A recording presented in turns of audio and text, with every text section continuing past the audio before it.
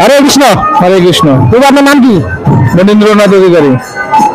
তো এই যে বিগ্রহগুলো দেখতে পাচ্ছেন আপনি, এই যে সামনে যে বিগ্রহগুলো রয়েছে, বিগ্রহগুলো একটু দেখেন। হ্যাঁ আছে এখানে। তো এই বিগ্রহগুলো কার বিগ্রহ? শ্রীকৃষ্ণ বিগ্রহ। মানে ডিটেলস বলেন, প্রথমে কে আছে, তারপর সাইডে কে কে আছে, ওনারা এই বিগ্রহগুলোর পরিচিতি বলেন।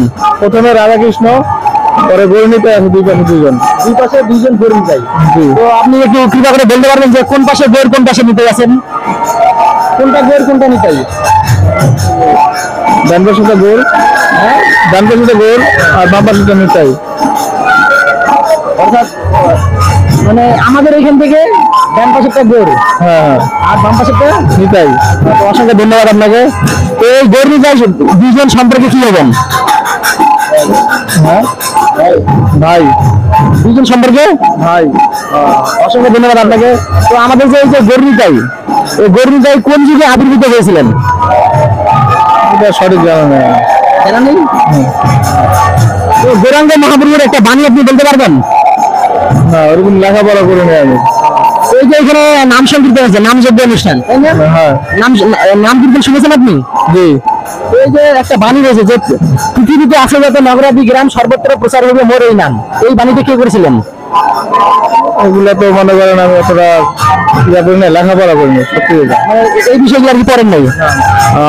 তো অসংখ্য ধন্যবাদ প্রভুকে। তো উনি সুন্দরভাবে অনেক কিছু প্রশ্নের উত্তর দেওয়ার চেষ্টা করেছেন। তো আসলে আমাদের ধর্মীয় গ্রন্থ পড়া উচিত। তো আপনি আমাদের মানে যে কোনো ধরনের একটা গ্রন্থ, ধর্মীয় গ্রন্থ পড়ার চেষ্টা করবেন, নিবেন অবশ্যই। হরে কৃষ্ণ। হরে কৃষ্ণ। অসংখ্য ধন্যবাদ আপনাকে। হরি বল। বিগ্রহ অর্থাৎ গৌরাঙ্গ মহাপ্রভু। তো গৌরাঙ্গ মহাপ্রভু প্রণাম মন্ত্রটা বলেন।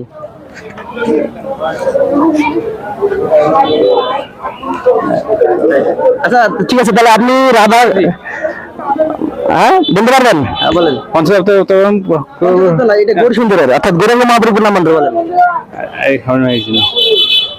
ঠিক আছে, আপনাকে নেক্সট চান্স, আপনি কৃষ্ণ আর রাধারানীর প্রণাম মন্ত্র বলেন। আচ্ছা রাধা গোপীনাথের প্রণাম মন্ত্র বলেন।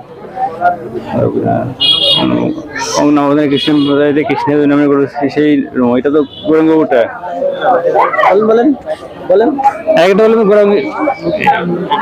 গৌরাঙ্গ মহাপ্রভুটা পাবেন, আপনি একটু বলতে চাচ্ছিলেন কিন্তু আপনি মানে শিওর না যে এটা গৌরাঙ্গ মহাপ্রভুর নাম মন্ত্র, একটু বলেন, আবার চেষ্টা করেন। নম পঞ্চশব্দ গৌরাঙ্গ মহাপ্রভু নম মহাপ্রভু নম বরদানে কৃষ্ণ বরদাদি কৃষ্ণের চৈতন্য নামে গৌরতি সেই নাম।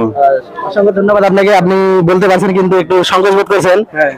তো আরেকটু সুন্দর হয়ে বলবেন যে নম মহাবদানায় কৃষ্ণ প্রেম প্রদায়তে কৃষ্ণায় কৃষ্ণ চৈতন্য নামে গৌরতিষ্য নাম। হরে কৃষ্ণ। অসংখ্য ধন্যবাদ। তো আপনার জন্য একটা এই গৌর সুন্দর এবং রাধা গোপীনাথের একটা চিত্রপট। হরে কৃষ্ণ। তো